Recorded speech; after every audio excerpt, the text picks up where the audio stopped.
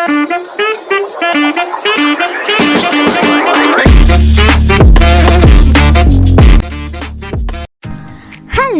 Welcome to മിടുക്കി vlogs. അമ്മ ഈ പറ അരിയുന്ന എന്തിനാണെന്നറിയാമോ?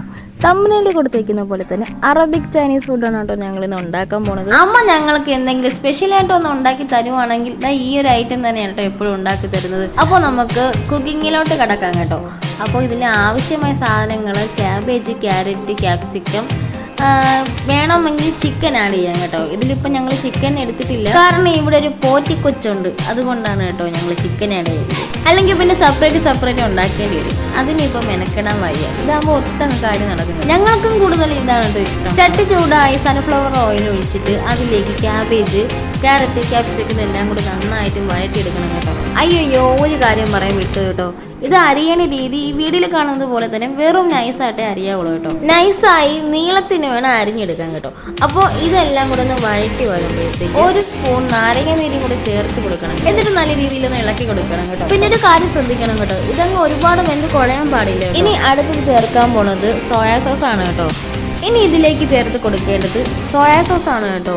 ഇതിന്റെ കൂടെ തന്നെ ഉപ്പും കൂടെ ചേർത്ത് കൊടുക്കും. ഇതിലേക്ക് ഉപ്പ് ചേർക്കുന്ന വീഡിയോ ഇനി എടുത്തിട്ടില്ലയോ ഒന്നും അറിയാൻ വയ്യ കേട്ടോ. അത് നിങ്ങളൊന്ന് കറക്റ്റ് ചെയ്തോളൂ. അപ്പോൾ വെജിറ്റബിൾ മിക്സ് എല്ലാം റെഡി ആയിട്ടുണ്ട്. ഇനി അടുത്തൊരു പണി എന്ന് പറയുന്നത് നൂഡിൽസ് വേവിച്ചെടുക്കാൻ പോവുകയാണ് കേട്ടോ. ഇത് ഉണ്ടാക്കിയ സമയം തൊട്ടേ അമ്മയുടെ അടുത്ത് തന്നെ ഒരാൾ നിൽപ്പുണ്ട്. കൊച്ചു കുറേ നേരം കാത്തുനിന്ന് അതിൽ ഊപ്പാട് മൊത്തം വന്നു കേട്ടോ. കുറേ നേരം കൊണ്ട് ഇവിടെ നിൽക്കുവാണ്. പിന്നെ നിങ്ങൾക്ക് ഇതിൽ ഏത് നൂഡിൽസ് വേണമെങ്കിലും ചേർത്ത് വെക്കാം കേട്ടോ. അപ്പം നമ്മുടെ നൂഡിൽസ് ഇവിടെ റെഡി ആയിട്ടുണ്ട്. അപ്പോൾ ആ ഒരു വെജിറ്റബിൾ മിക്സിലേക്ക് ഇത് ഇട്ട് കൊടുത്ത് നന്നായിട്ടൊന്ന് മിക്സ് ആക്കുക കേട്ടോ. അമ്മ ഒരു 7 വർഷത്തോളം കുവൈറ്റിലായിരുന്നു കേട്ടോ. അപ്പോൾ അമ്മയുടെ ഫ്രണ്ടാണ് അമ്മയ്ക്ക് ആദ്യമായിട്ട് ഈ അറബിക് ചൈനീസ് ഫുഡ് ഉണ്ടാക്കി കൊടുത്തത്. അപ്പോൾ അത് തന്നെ അമ്മയെ ഫോളോ ചെയ്ത് ഞങ്ങൾക്കും കൂടെ ഉണ്ടാക്കി തരാറുണ്ട്.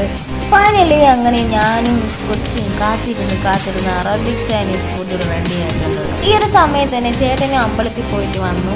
അങ്ങനെ ഞങ്ങളെല്ലാവരും ഒത്ത് സന്തോഷത്തോടെ കഴിച്ചു. അപ്പോൾ ഈ ഒരു റെസിപ്പി നിങ്ങൾ എല്ലാവരും ഒന്ന് ഉണ്ടാക്കി നോക്കണം കേട്ടോ. ഉണ്ടാക്കി നോക്കിയിട്ട് അതിനുള്ള കമൻറ്റ് ഇടണം കേട്ടോ. അപ്പോൾ അടുത്തൊരു വീഡിയോ കാണാം. ടാറ്റാ.